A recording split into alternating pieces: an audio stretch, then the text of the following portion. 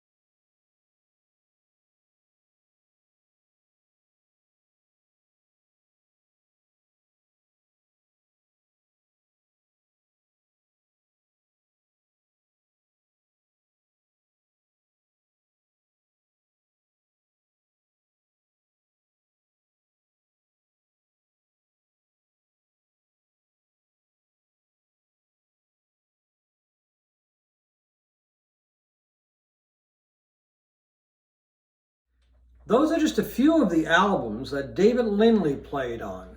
Lindley, 78 years old, just died a few days ago. He is referred to as a maxi instrumentalist, not multi, because he played pretty much everything that had strings, or it seems that way anyway. Yeah.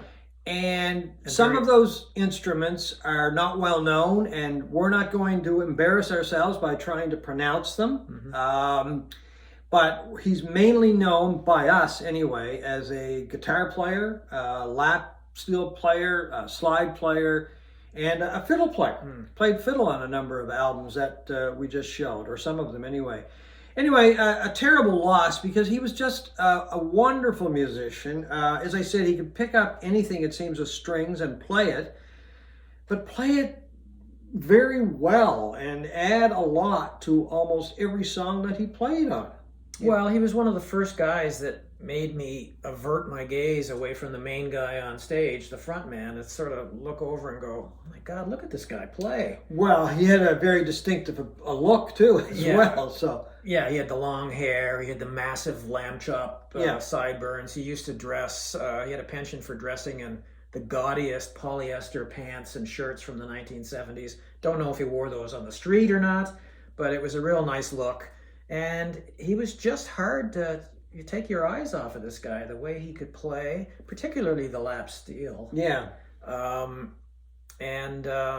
Always wondered, why can't this guy get his own band? Or why doesn't he go solo? He eventually did. But well, he had his own band when he started off. I mean, he was the leader, one of the leaders of a group called Kaleidoscope out of California in the late 60s. And that band lasted, I think, 4 albums for Epic Records. Never really made a huge dent. Probably today a cult band. There's a lot of really good material with Kaleidoscope on YouTube. So if you're not familiar with the band, I really think you should go check it out because they did have a very unique sound. And I remember hearing about them when I was a kid, but I don't know. I never really came across any of their material. But psychedelic folk, that kind of thing. A really unique mix, let's put it that way. Then he went to England, played with Terry Reid for a while, and is featured on this album, The River. Terry Reid might be best known as the individual who said no to Jimmy Page about joining Led Zeppelin, but referred Page to this chap he knew called Robert Plant, and not a good the rest is history. God. And then anyway, came back to the United States and started doing sessions, and I guess the rest, as they say, is history. Yeah, he was regarded as a musician's musician. I counted today 131 albums that he played on. Other than his main vocation for his musical career, playing with guys like Jackson Browne, Ry Cooder, Warren Zevon. Just listen to some of these names, and this is just a few. Bob Dylan, America, The Bangles, The Youngbloods, James Taylor, Neil Sedaka, Dolly Parton, David Gates, Bread, Eddie Money, Little Feat, Dwayne Eddy, Joe Walsh, Belinda Carlisle, The Church, Iggy Pop, of all people. Marshall Crenshaw, Taj Mahal, John Prine, Kenny Loggins, Sean Colvin, Springsteen, Clapton, and many, many more. He was a working musician. I mean, he needed to do these session work obviously to pay his bills. Yeah. And he clearly doesn't have or didn't have a bias against certain musicians. Like, you know, this is a guy who would play circles around just about anybody, and he was playing with, I hate to say this, but focus on certain people, but pop bands like Belinda Carlisle and the Bangles and stuff like that. Nothing wrong with that.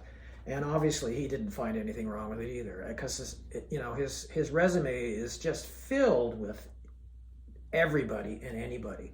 But the thing is that he was brought in for a purpose, and that purpose, I'm guessing, obviously I wasn't there, but it's because he was so talented and they knew that he could add something. And do it quickly, probably. Do it quickly, do it effectively, and make the song sound so much better. Yeah. I mean, there's a lot of Jackson Browne material that I don't think it would sound the same if it wasn't for Lindley's unique playing. Yeah, I think there's a lot of stuff that you'd be shocked that he played on. I mean, I didn't know until I started doing some research that he played on America's first album in 1971. Yeah, I didn't know that until you told me. Yeah. And that was one of his first sessions. I had no idea he played with Rod Stewart. Here's the album that a lot of people would probably be familiar with Lindley's singing anyway, while his playing as well. But on this album, he sings at the very end of Loadout. They go into their rendition of Stay, the old Zodiac song.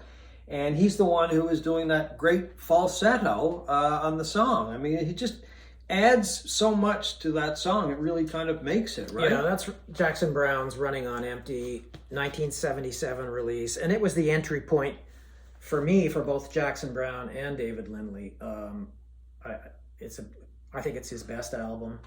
The playing on it, Lindley's fiddle throughout this is fantastic. His lap steel is fantastic. And that was the album that got me thinking, who is this guy? And why doesn't he have his own band? Now, he did go on a few years later to release two solo albums within 2 years. El Rayo X, this is 1981. That was his debut.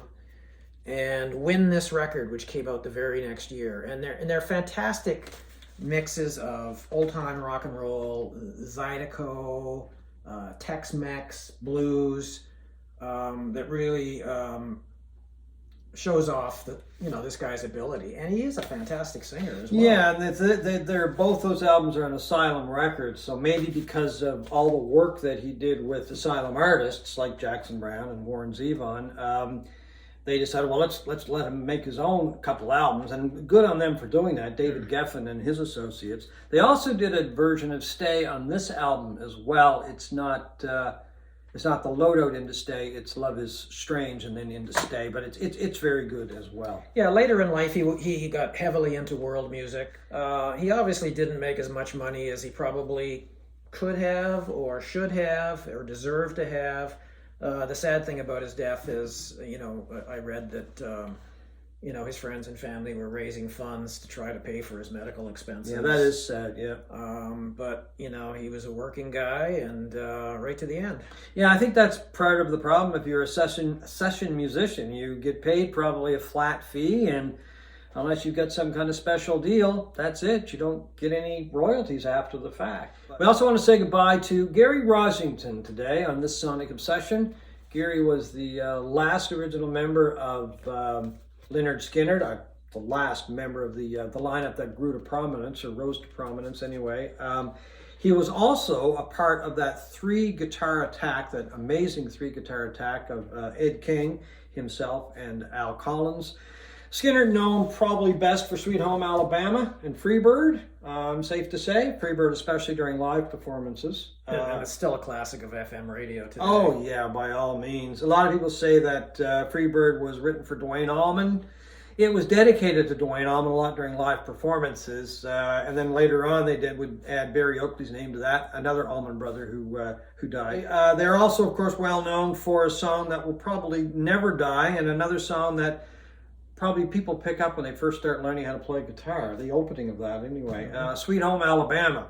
Their retort to Neil Young after he wrote Southern Man and Alabama.